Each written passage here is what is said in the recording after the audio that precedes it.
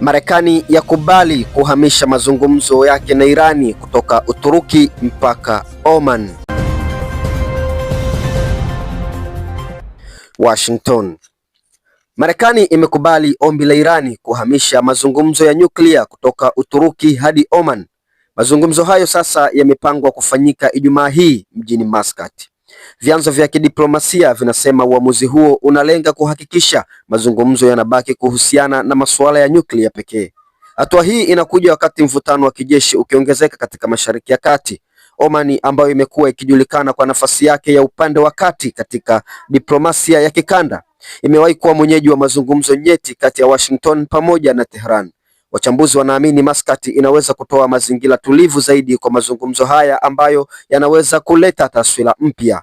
Haya yanajiri huku taarifa zikisema droni ya Irani ambayo ilikuwa inaichunguza meli ya USS Abraham Lincoln ikidunguliwa hapo jana na ndege ya Marekani F-35. Droni hiyo ambayo ilikwenda kwa ajili ya kupiga picha meli ya Marekani ambayo ipo nje kabisa ya Irani ikiwa umbali wa zaidi ya kilomita 700 katika bahari ya kimataifa.